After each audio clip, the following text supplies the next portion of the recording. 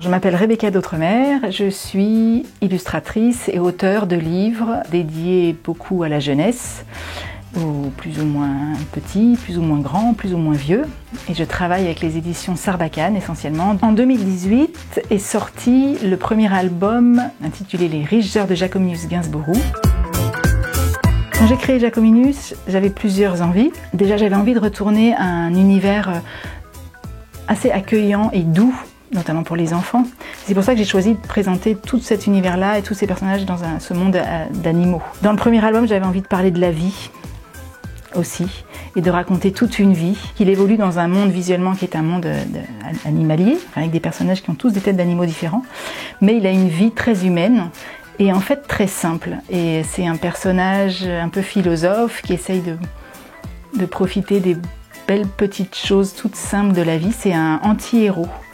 C'est un anti-héros pour une anti-série. Au début, c'était un album unique.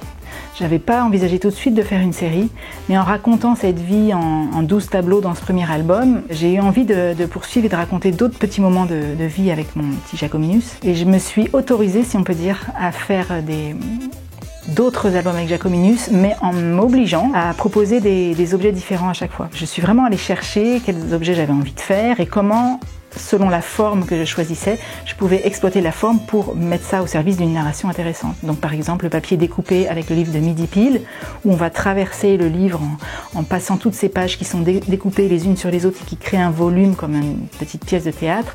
Et bien c'est un rendez-vous parce qu'on traverse l'espace du livre pour se partir d'un point A à un point B où on va au lieu du rendez-vous.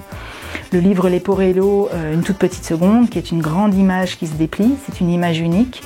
Donc c'est une toute petite seconde de vie, on a un arrêt sur un moment, mais elle est partagée par énormément de personnages. Et ensuite, il y a une chose formidable, qui est un livre musical. Et je me suis aperçue qu'il y avait quand même quelque chose assez curieusement que je n'avais jamais fait, c'est un livre pour les plus petits. C'était très intéressant de faire ce livre, donc qui est un livre tout carton, avec des petites scénettes comme ça sur fond blanc.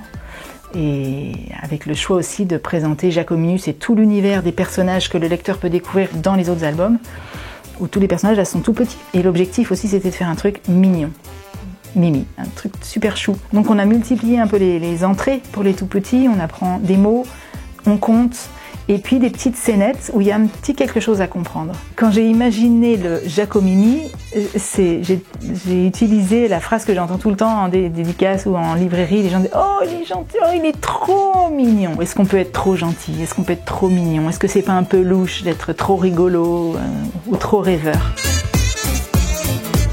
Ce qui est super, c'est que dès les riches heures de Jacominus, c'est vrai que ce livre a eu beaucoup de succès.